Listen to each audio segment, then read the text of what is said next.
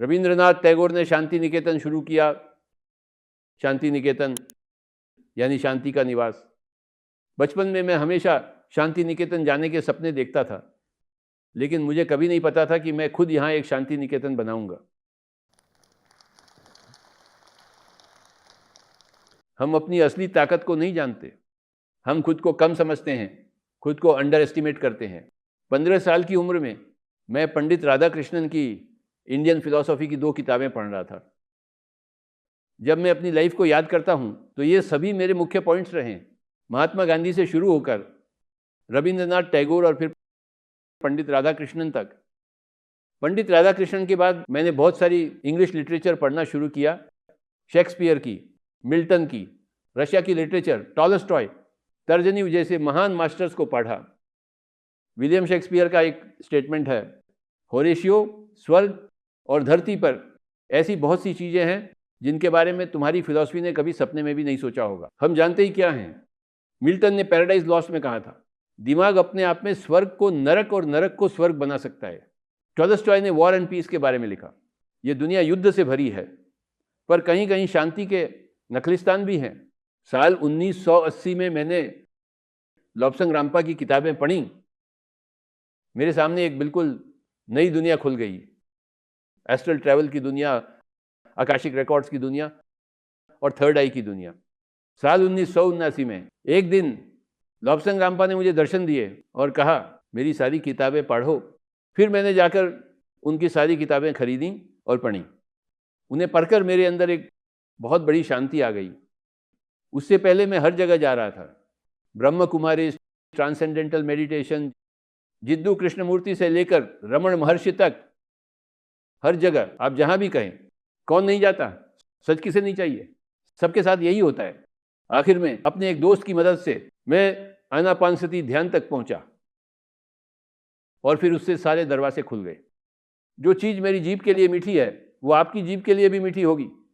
जीभ हर जगह एक जैसी है। मेरी जीभ आपकी जीभ से अलग नहीं है, मेरा ट्रूथ आपके ट्रूथ से अलग नहीं हो सकता। लॉब्संग रामपा के बाद मैंने ऑटोबायोग्राफी ऑफ योगी पढ़ी। माय गुडनेस, उसमें कितनी महान बातें हैं। मैं अपनी आधी सैलरी किताबें खरीदने और लोगों को देने में लगा देता था। हर महीने जो सैलरी मिलती उसका सिर्फ आधा हिस्सा किचन और घर चलाने में जाता। बाकी की सैलरी से मैं किताबें खरीदकर सबको बांट देता था। जो भी मुझे सड़क पर मिलता था, पहले आओ पहले पाओ। फिर मैंने स्वामी राम की living with the Himalayan masters पढ़ी। यह मेरे लिए अपने सभी पढ़ाओं को देखने का एक मौका है। मैं हर मास्टर की हर किताब पढ़ता था। मैंने डॉक्टर पॉल ब्रंटन की किताब ए सर्च इन सीक्रेट इजिप्ट पढ़ी। वे एक महान मास्टर थे जिन्होंने रमण महर्षि को पूरी दुनिया से परिचित कराया। साल 1936 में डॉक्टर पॉल ब्रंटन इजिप्ट के ग्रेट पिरामिड के अंदर गए। उस रात वे किंग्स चेंबर में जाकर बैठ गए। ये पिरामिड उसी पिरामिड का एक छोटा रूप है और उन्होंने पूरी रात किंग्स चेंबर में बिताई साल 1936 में अकेले, और उन्हें अद्भुत अनुभव हुए। उन्होंने बहुत सी सोल से कांटेक्ट किया और उन्होंने अपने सारे अनुभव उस बुक में लिखे हैं, a search in secret Egypt. उन्होंने 2 ब्यूटीफुल बुक्स लिखी, a search in secret Egypt और a search in secret India. तो पहली बार मैंने इजिप्ट के पिरामिड की ग्रेटनेस देखी। फिर साल 1982 में मैंने अमेरिकी मास्टर्स बिल शुल और एड पेटी की एक छोटी किताब सीक्रेट पावर ऑफ पिरामिड्स पढ़ी। पिरामिडों के बारे में उसमें सब कुछ लिखा था। फिर मैंने अपने कारपेंटर को बुलाया और कहा, दोस्त मुझे 52 डिग्री के एंगल वाले 2 कार्डबोर्ड पिरामिड बना कर दो। मैंने एक टमाटर पिरामिड के अंदर रखा और दूसरा बाहर। पिरामिड के अंदर वाला टमाटर 1 महीने तक बिल्कुल फ्रेश रहा। मैं उसे खाने के लिए इंतज़ार नहीं कर पाया। मुझे नहीं पता कि वो 1 साल तक रहता या नहीं। साल 1990 में कुर्नूल में जहाँ मैं काम कर रहा था, वहाँ से मेरे एक रिच पर्सन बेबी रेड्डी एक दिन मेडिटेशन सेशन में आए। उस दिन उन्हें बहुत अच्छे अनुभव हुए। अगले दिन उन्होंने मुझे फ़ोन किया और कहा, आप मेरे घर आइए, मुझे आपको कुछ ऑफ़र करना है। मैं हर ऑफ़र के लिए तैयार रहता हूँ। मैं सुबह जल्दी गया। उन्होंने कहा, ये सारी ज़मीन मेरी है, मैं आपके लिए कुछ करना चाहता हूँ। हम एक कम्युनिटी मेडिटेशन सेंटर बनाएंगे, मैं आपको एक बड़ा हॉल दूंगा, मैंने कहा मुझे कोई हॉल नहीं चाहिए, अगर देना है तो पिरामिड दो। मेरे अपने घर में ही एक बड़ा हॉल था। उन्होंने पूछा ये पिरामिड क्या है, मैंने उन्हें वो किताब दे दी जो मैंने पढ़ी थी। उन्होंने किताब पढ़ी और अपने इंजीनियर को बुलाया, 4 महीने के अंदर पिरामिड बन गया। मैं इसे पूरी दुनिया में एक महान पिरामिड रेवोल्यूशन की शुरुआत मानता हूँ। अब हजारों पिरामिड्स हैं और लाखों पिरामिड्स होंगे हर जगह। Truth is the same. मैंने सब कुछ पढ़ना शुरू किया, Jane Roberts, Seth speaks, Seth material, unknown reality, dreams and evolution. क्या कमाल की किताबें हैं। आपको सभी मास्टर्स की सारी किताबें पढ़नी चाहिए। लेडबेटर और theosophical society, what great masters. मैंने थियोसॉफिकल सोसाइटी से बहुत कुछ सीखा। हमारा ये स्पिरिचुअल सोसाइटी मूवमेंट काफ़ी हद तक थियोसॉफिकल सोसाइटी मूवमेंट पर आधारित है। एक तरफ लॉब्संग रामपा के साथ मेरे अनुभव और दूसरी तरफ ओशो रजनीश। मैं खुद को ओशो का छोटा भाई मानता हूं और ओशो मेरे बड़े भाई हैं। कितनी महान शख्सियत और कितनी अद्भुत निडरता थी। आध्यात्मिकता और क्या है। अगर निडरता नहीं है, क्या आप निडरता में खुद की तुलना ओशो से कर सकते हैं? अगर आप तुलना कर सकते हैं तो आप भी ओशो हैं। आपको अपनी निडरता का दिखावा करने की ज़रूरत नहीं है, बस आपको निडर होना है। आपको अपनी एनलाइटनमेंट का दिखावा नहीं करना है, लेकिन आपको एनलाइटेंड होना है। ओशो अपनी निडरता दिखा नहीं रहे थे, वे उसके साथ खेल रहे थे। तो pyramid spiritual society movement evolve हुआ है थियोसॉफिकल सोसाइटी मूवमेंट की वजह से, लॉब्संग रामपा की वजह से, इतनी सारी ग्रेट बुक्स की वजह से और ओशो के ग्रेट लिटरेचर की वजह से, पिरामिड से, गांधी से। इन सभी चीज़ों को एक साथ मिलाकर साल 1983 में मैंने खुद से कहा कि मुझे भगवत गीता में मास्टर बनना चाहिए। और 6 महीने तक मैंने भगवत गीता के अलावा कुछ नहीं पढ़ा। 6 महीने के अंदर मुझे समझ आ गया कि भगवत गीता क्या है। मैंने तेलुगु भाषा में भगवत गीता पर एक किताब लिखी, उसका हिंदी ट्रांसलेशन भी आ चुका है। मैं आज आपको भगवत गीता का कोड देना चाहता हूँ। मैं कुछ श्लोक कहूँगा और फिर उनके कोड के बारे में बात करूँगा। जैसे एक श्लोक है, अनन्यान् चिन्तयन्तो मां ये जना पर्युपासते तेषां नित्याभियुक्तानां योगक्षेमं वहाम्यहम्।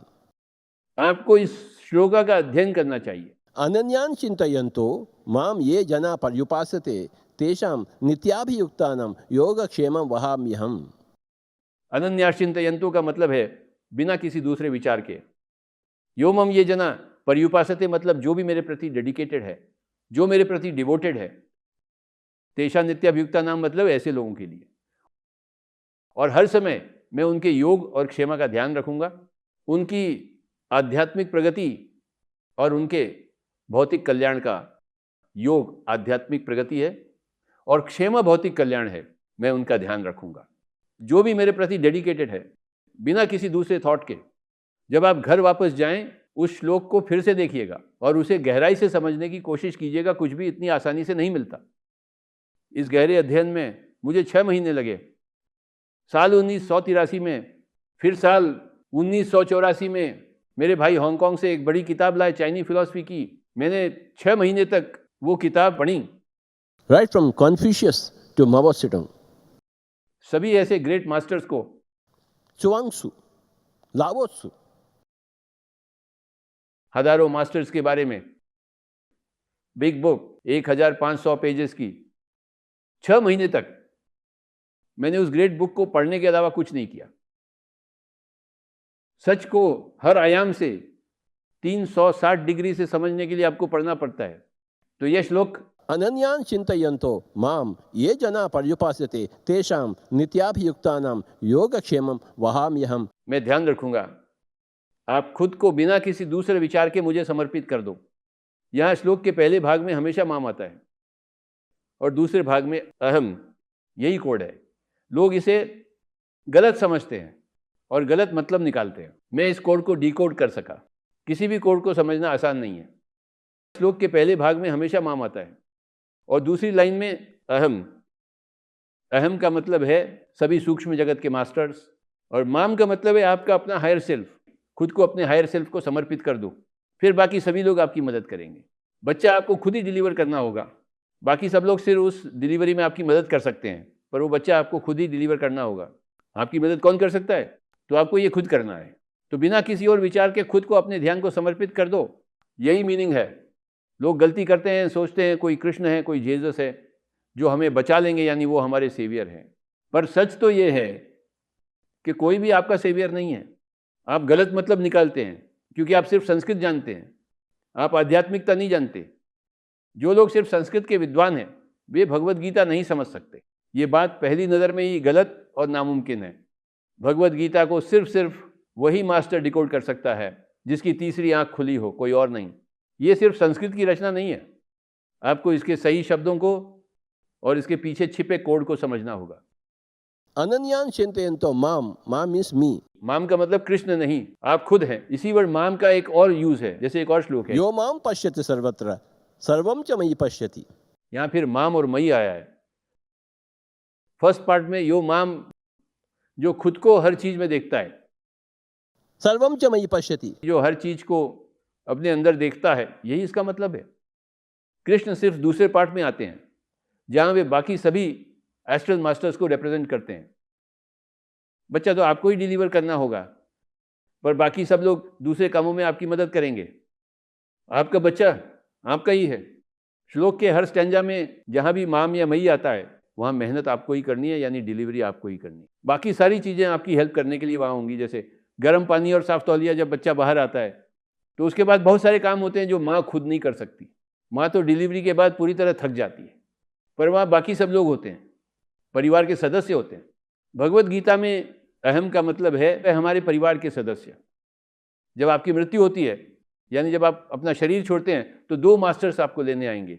वो कहेंगे चलो भाई, हमें पता है तुम्हें कहाँ जाना है, हम तुम्हें ले चलेंगे। तो हेल्पर्स हमेशा वहाँ मौजूद होते हैं। हर श्लोक के दूसरे भाग में जो अहम आता है वो इन्हीं हेल्पर्स को दर्शाता है। माम या मई का मतलब है कि आपको खुद मेहनत करनी होगी, आपको अपना बच्चा खुद ही डिलीवर करना होगा, आपको अपनी कुंडली जागृत करनी है, अपनी तीसरी आंख विकसित करनी है। अनन्यान चिंतयन्तो माम, माम शब्द को देखिए, इसे अंडरलाइन कीजिए। जब आप वापस जाएं, भगवत गीता पढ़िए, जहां भी माम या मई हो उसे अंडरलाइन कीजिए, जहां भी अहम हो उसे अंडरलाइन कीजिए। जहां भी माम और मई है वहां खुद को रखिए। तो बिना किसी विचार के खुद को खोजिए, खुद की शरण में जाइए। विचार और दुनिया भर की ड्यूटी सब मन में होती है। और मन तो सिर्फ आपका एक औजार या साथी है जिसे कभी कभी इस्तेमाल करना चाहिए, हमेशा वहां नहीं रहना है। तो मन के विचारों से परे होकर अनन्यान चिंतयन्तो माम ये जना पर्युपासते, जो खुद को अपने हायर सेल्फ को समर्पित करता है। अनन्यान चिंतयन्तो माम ये जना पर्युपासते तेषाम नित्याभियुक्तं योगक्षेमं वहाम्यहम्। इस श्लोक में अहम शब्द आता है। अब मेरी एंट्री होती है। जब आप अपनी डिलीवरी खुद करते हैं तब मैं आपकी मदद के लिए आता हूं। आपका काम है प्रयास करते रहना, ये आपकी ड्यूटी है। मेरी ड्यूटी आपके बदले डिलीवरी करना नहीं है। सॉरी, कृष्ण कहते हैं डिलीवरी तो तुम्हें ही करनी होगी। एक बार तुमने कर लिया, फिर मेरा काम है तुम्हारी मदद करना। तो एक बार आपको ध्यान की लत लग गई तो फिर मैं देखूंगा कि आप मेडिटेशन में और भी ज़्यादा डूबते चले जाएं।